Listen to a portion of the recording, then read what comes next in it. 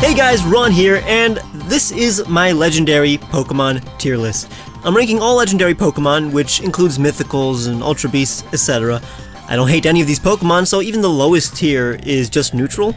Usually I would give all these guys at least a B-, but I tried to have a wider range of options and to be a little logical. Although there is no criteria at the end of the day, this is extremely biased. Their ranking is based on what I think makes great legendary Pokemon or mythicals. There is some consistency, but tons of exceptions, and yeah, they are in order within their tiers, so the later I mention it, the more I like it. But all of these opinions could be completely different tomorrow. I am constantly learning about these Pokemon and gaining appreciation for even the finest details, which is why I am proud to finally be sponsored by Skillshare. If you're a fan of my channel, there is no doubt that you enjoy learning about your favorite topics. And if my channel has inspired you to take the next step and start creating, then Skillshare is perfect for you. It's an online community with thousands of classes for any creative field, from illustration and animation to editing and coding. I'm using Hardy Fowler's Skillshare class, painting environments, creating concept art worlds with Photoshop, to brush up on my environmental illustration skills so I can make concept art for my Pokemon Region series. And unlike YouTube tutorials, so many of these classes offer files and resources to download, and direct answers to your questions and projects too. They have constant new premium classes, no ads, and it's only $10 a month with an annual subscription. The first 1,000 of my subscribers to click the link in the description will get a free trial of premium membership, so you can explore your creativity. So now's kind of the perfect time to join Skillshare and take the next step in your creative journey. But let's begin before I change all of my opinions on these Pokemon. The lowest tier is C-. This is technically right in the middle of all Pokemon. I have no significant positive opinion, but definitely no major problem at all. The fact is that the lowest tier shows, well, that legendaries in general are above average when compared to the average Pokemon, but also that I personally derive some kind of enjoyment from, or entertainment from, all legendary Pokemon. The only Pokemon in this tier is Phione. It may not even be a mythical, but regardless, the only good thing I can say about it is that it's cute, but it's kind of less adorable than Manaphy, making it the only Pokemon that doesn't really need to exist. Alright. Moving on to C tier. These are okay Pokemon. I welcome their existence, but I personally don't see them as ideal legendary Pokemon. Regardless, all their good outweighs the little bad that they have. Cosmoem is the first. I don't need to justify it. I like its design, but it's the least exciting legendary Pokemon. Next is Zoroark. It was fine in the Power of Us, but I don't know why it exists. I personally don't like how it unintentionally looks like a person in a mascot costume. It's the only Pokemon I casually describe as a furry. It's still cool though, and I wouldn't mind using it. Next is Magearna. Its original form. It's lower than its modern form. I'll talk about the normal Magearna when it comes up. Diancie. Now, before Zoroark, it was my least favorite mythical. It's certainly cute and pretty, and I love its color scheme, but I don't like how disjointed, cluttered, and asymmetrical its design is. Nothing wrong about it outside this, except for how it's implemented in the game. And its Mega is slightly better, since it's at least symmetrical and more cohesive, but it's still cluttered. Hoopa is cool, but I like Hoopa Unbound way more. Hoopa Confined is annoying in the film and terribly implemented in the game. Unlike Meloetta, it has a proper event with great music. It's entertaining in the anime, and its various musical design elements are fun to spot. I love its color scheme too, but it looks like a person. Even every aspect of it is humanoid, and on top of that, it barely looks like a mythical or legendary. Eternatus is, in my opinion, the least Pokemon-looking Pokemon. It's epic and made for an impactful boss battle, but I literally don't know what it's supposed to be. I pray we get more info about it, like Necrozma, and that its story concludes in this generation, in the generation that it debuted in, unlike Zygarde. Nothing about this design indicates that it was made for the Pokemon franchise, but if its lore ends up justifying that, then I would happily bump it up. Meltan is more exciting, and its concept is delightful. I will always remember the day that it was revealed in Pokemon Go, and its mystery was well handled. But I prefer legendaries with more fantastical designs and stories. The Lake Guardians are interesting concepts, and their lore is serviceable. They were implemented perfectly in the game. They're cute, but their designs are relatively boring. They share the same exact body, and it's not exactly a flaw, but their faces aren't exactly the coolest faces either. They're cute, and I personally like how I can speculate that they are related to Mew, but outside of that, not the most special legendaries to encounter. C+ tier is a 7 out of 10. These are really good Pokemon, but okay legendaries. Kubfu is cute, and there's literally nothing wrong about its concept. I've bonded it with it in the Isle of Armor, but it's far from valuable and literally looks like an average Pokemon. I prefer Shaman Land way more than Shaman Sky. Sorry, Callum, if you're watching. People think the Swords of Justice have human faces, but this one has much more humanoid face in my opinion. It's this vague animal with no concrete design concept. It's a mammal that flies through flower magic? I may be wrong, but I don't know why it looks the way it does. It's cute, but not as cute as the other form. I don't dislike anything about Zarude. I like how we finally have a vine-swinging Pokemon. And outside of battle, I've always been a fan of Grass Stark Pokemon, but aside from the fact that it's never seen around, what makes this monkey mythical? You know, its powers aren't anything out of the ordinary in the Pokemon world. And Infernape looks more legendary, honestly. Same with Spectrier. It's a great Pokemon. I love its detached hooves. That's an amazing idea and enough to make it unique. But it's nothing special, and in the grand scheme of Pokemon, it doesn't get better when combined with Calyrex. While I love the story behind the fusion, they simply look like Calyrex and that it's on its steed, so it's not noteworthy, as a separate Pokemon at least. I like Magearna. I love the implications of its soul heart, and I think it's a way better gear Pokemon than Klinkling. Since it's man-made, it feels like a mythical, but there are better automaton Pokemon in the franchise, but I do like how it can roll into a ball. Speaking of which, Regidrago. It's a good Regi. It's the least natural of the group. I personally wouldn't have requested a Regi that wasn't made out of some sort of element or material, and its dragon head is not the most cleverly executed, but it still feels like a Regi. I like how it could be perceived as the ball in a dragon's mouth, you know, a common thing in a common Asian motif. Mametal is cool, but obviously not the coolest on this list. I have no complaints. I love seeing it in battle. It really looks like it could hit hard. I like Volcanion more than the average Pokemon fan. It looks special, and I have a feeling that if it was actually part of X and Y's plot, people would like him way more. It seems both ancient and modern, natural but also mechanical. Its hoses are awkward though. Yeah, they look ornate, but they hurt the design overall. I used to hate Celesteela because its proportions and seemingly infinite details were off-putting. It kind of triggers some kind of phobia, but now I enjoy it for its color scheme and deep Kaguya lore, and appreciate the fact that it's supposed to look crazy.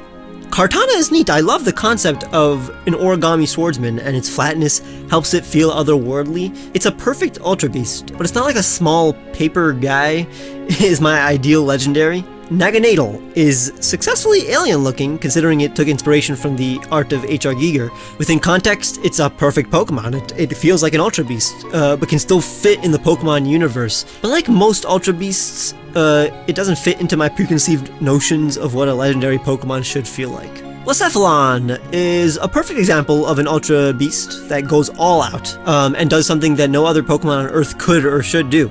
I do love the concept of an alien clown whose head explodes into fireworks.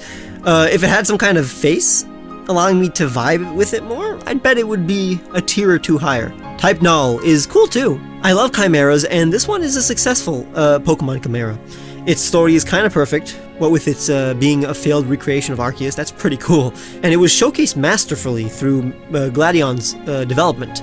Everything about it was well done, but it's simply harder for it to be higher than the more naturally designed legendaries. Zygarde is unfortunately not as majestic looking as Xerneas and Yveltal, and was left with an unfinished storyline in Generation 6. It has a very appealing color scheme and patterns, but the missed potential sullies my enjoyment. I really like all of its forms, but their inclusion was terribly handled.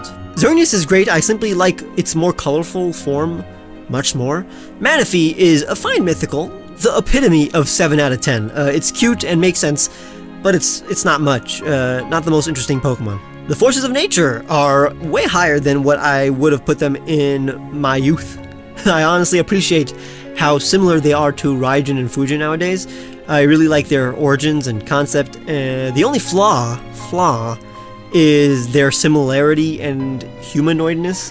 I think their Therian forms are better, and in fact enjoy Tornadus Therian form way more than the others, so that'll be later. Cresselia is cool and flawless. Everything about her looks correct, maybe even too correct. It's such an inoffensive design, very basic. She's pretty and graceful and special looking, but not the most exciting. Honestly, a Pokemon I rarely think about. Like I think of Zeraora way more. than this thing. Mega Mewtwo X is inferior to normal Mewtwo. It's a fun concept, you know, a physical Mewtwo, the next step in its evolution, but not as appealing or streamlined. Nothing about it improves upon the original, but since it's still Mewtwo, it's not too low.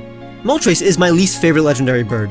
Sorry. It's a good Pokemon, but what's funny is that it's far from the best fire bird Pokemon that we have in the series. The flames and the design are cool. I just think that the actual bird itself is kind of flimsy looking.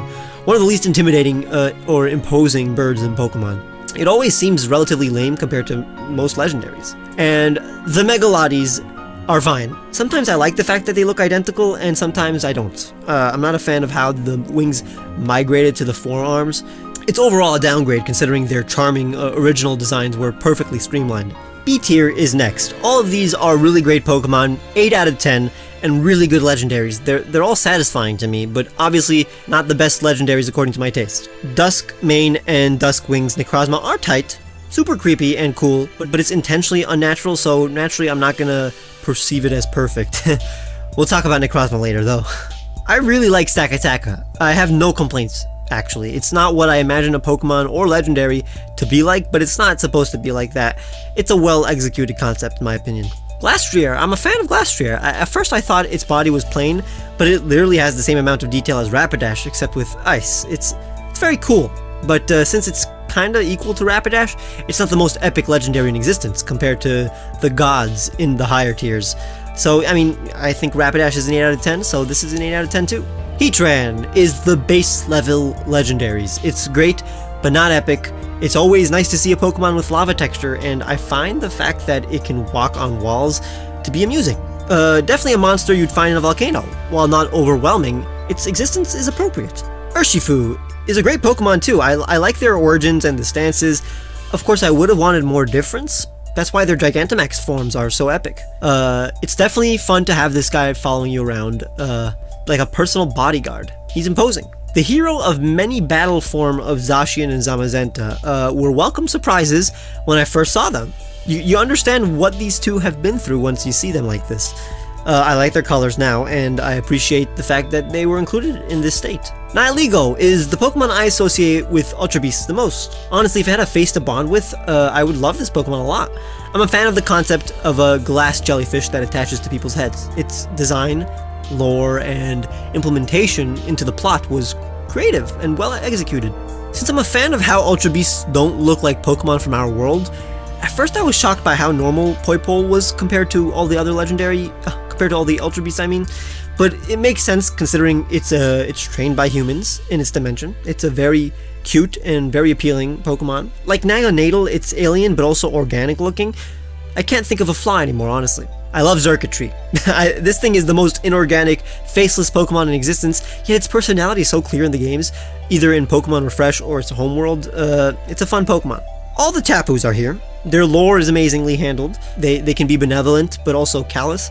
You kind of need to worship them for things to go well. But Tapu Bulu is my personal favorite since the Tiki motif translates well into a wooden Pokemon, but regardless, the designs and colors of all four are really fascinating. Regieleki is another Pokemon whose animation helps it shine. It's honestly exactly what I would think an electric Regi would look like. I'm very satisfied. I guess it simply looks less like a physical golem than the original Regis, so I don't absolutely love it as much. Necrozma though, it's menacing and mysterious looking. It's impressive how its body parts are the remnants of a dragon. I mean, I didn't love it before Ultra Sun and Moon explained just how rad it is, but I really like the colors trapped in its prism. Pheromosa is flawless, just a queen.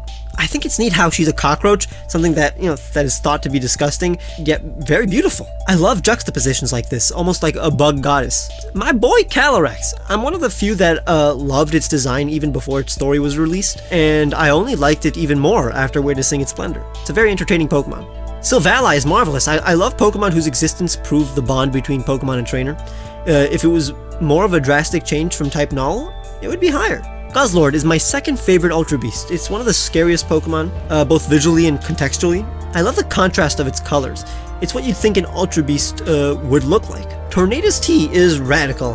It looks like a god that transformed into its fast travel form. The colors are weird for an avianoid Pokemon, but hey, they have my favorite colors. I mean, Zygarde Complete is incredibly legendary looking. Its biggest strength is that it looks like a god, and that's what I usually want from my legendaries. Unfortunately, it's the worst handled form in existence, and if it was part of some plot, I'm sure it would be an A tier. Mega Mewtwo Y is a more natural looking Mewtwo Mega. It looks like it's evolved to look closer to Mew. It enhances its already special abilities. It looks celestial and pure. It has ascended to god status, I guess, but has lost its simple animalistic design. Keldeo is nice. How can anybody complain about such a friendly and adorable Pokemon? It fits. It's colorful and fun. Its Resolute form is even better. You'll see that soon. Black and White Kyurem are some of the most complicated and disjointed designs, and I love them. They're supposed to be these abominations, and it works. I'm a fan of Cobalion. It looks imposing, majestic, and noble. It's, in my opinion, a fine amalgamation of a suave Frenchman and antelope. It looks like a leader, and out of the 3 Swords of Justice, suffers the least from the whole human face problem. Victini is sweet. I can't find a reason to dislike anything about it. It has absolutely good aura. Terrakion is a gentle giant, a good-hearted brute, and I love stuff like that. Keldeo Resolute is marvelous. I love the tri-colored feathers on its hat and the increase in its confidence. Regigigas was a stunning addition. It really gave me hope that future gens would add more Pokemon that connect and expand the lore of existing Pokemon. Arceus. I like Arceus more and more each year. I used to dislike it a bit, but now appreciate the unique yet reasonable take on a god Pokemon. This is how I want legendaries to look, ancient and regal. Shaman is super cute. Kind of a perfect Pokemon if you ask me. It takes an existing animal and adds an element like grass in a clever way. It's a hedgehog with a hedge on it.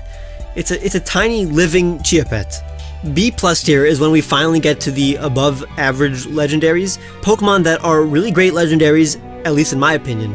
Jirachi is special, and in my opinion, one of the most significant mythicals in existence. I spent hours as a kid just trying completely useless maneuvers to trigger a Jirachi event in Pokemon Emerald that never existed. It's super cute and delightful. Registeel has always been striking. It's one of the few classic legendaries to feel distant and unusual. I've always been intrigued by its otherworldly metal. Regice has always been cool to me. The thought of an ice monster that never melts is pretty captivating. It's the prettiest of the original Regis, and it stands out among all the Pokemon from the first 3 generations. Virizion is very beautiful. It's a Pokemon that emits warmth and compassion.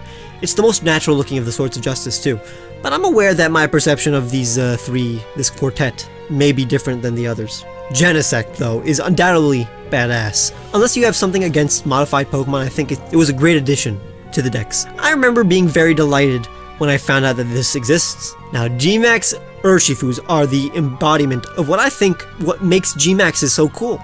They look like giant gods now. They look like honorable deities, ancient guardians, and that's what I like from my legendaries. Lunala is great. The spectral bat is definitely in my heart considering it's an evolved Nebi.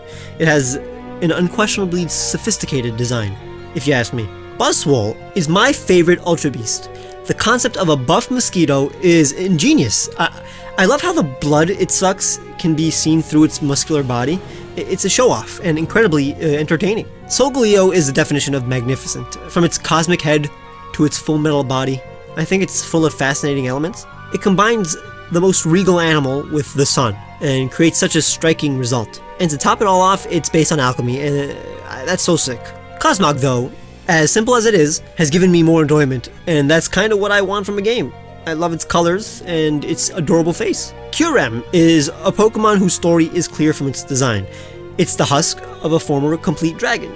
It's this cold, bitter monster waiting for a hero to fill it with purpose. And it began the tradition of showing the third legendaries in their less powerful state in the original games, and then hinting at something more epic to come in the future. And Regirock is my favorite Regi. It's the most compatible looking Titan.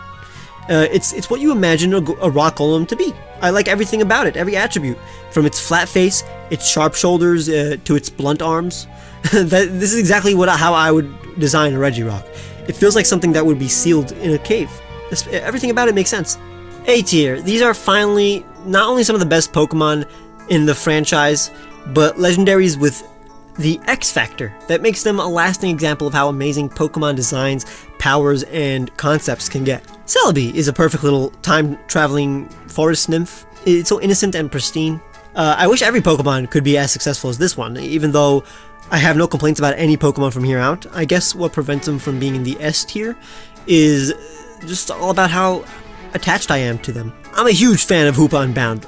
What's funny is that I first saw Hoopa and was underwhelmed, but then I finally saw this and really enjoyed how they went all out and finally gave us another Pokemon that looks like a powerful deity. The multiple arms, rings, portals, and accents really help it look like a malevolent djinn. They nailed exactly what they were going for. And that's usually what makes a Pokemon cool to me. That's what makes me like a Pokemon, when they look like what they're supposed to be. Yveltal is incredibly rad. It looks like a death bird. Its Y-shaped silhouette, beautiful azure eyes, and blood red aura-filled body is incredibly threatening. Xerneas is the most majestic Pokemon ever. Its light-filled antlers are beautiful. And I love how they shine colored dots on its back, almost like the dots on a fawn. The little details like X-shaped pupils and stance are so inspiring. It's perfectly designed. It's a perfectly designed Pokemon. I think Marshadow is amazing. Even its unmemorable events haven't prevented me from disliking this Pokemon. It's cute and tough, one of my favorite combos, and I love its lore, origin, and the way it lights up in this gorgeous green when it attacks. Palkia is a bit lower than Dialga, but hey, it's still iconic. It's an A tier. I love its body shape, honestly. I love its shiny white body and the pink accents. I just enjoy how vague of a creature it is. It's not some normal animal. It's Palkia, the master of space, you know? A Pokemon that can tear through space is easily an A tier. Both Articunos are the embodiment of their type and look beautiful doing so. I personally think that the original Articuno, I like it just slightly more because it's simple, pure, and pretty. It has a really cute face, in my opinion, and a perfect design. But the Galarian form is such a clever take. I love how the Galarian forms, while a different type, have attributes that make sense with their original type. Like how Galarian Articuno fires beams that immobilizes its opponents as if they are frozen. The Galarian birds are such well-executed concept, and I love how they share black accents. Like, Galarian Moltres is the only one that is leagues above its original. Its flaming dark aura is magnificent. They completely revamped its design, face, and beak. My favorite Galarian form, though, is Zapdos. I love that it runs now and generates thunderous kicks. Its patterns and accents are also really appealing. Zacian and Zamazenta went from Bs to As once I learned about their story and saw them in action and bonded with them. I appreciate them way more and more each day. They're cool, and the goofiness that was once there is now just endearing. Dialga Time. I've always thought that the Roar of Time was the coolest sounding Pokemon move in existence. For its time, its design was super complicated, and that helped it feel like a god that was high above mortal Pokemon.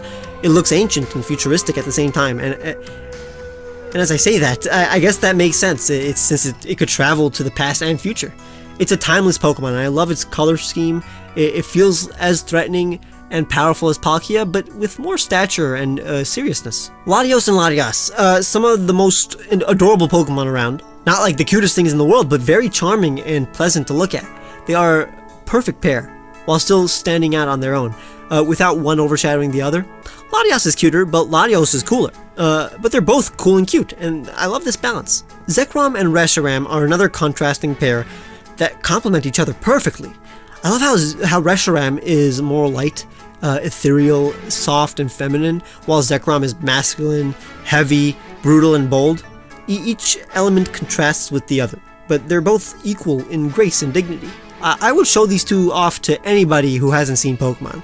The philosophy of black and white is a huge part of my life, so I've grown to appreciate how their design and lore showcases that. And when they light up, adding a hint of blue or orange to their monochromatic body, it looks so cool. Mwah. I personally like Zekrom a little more, but it's a sick-looking Pokemon, you gotta admit. A+ tier.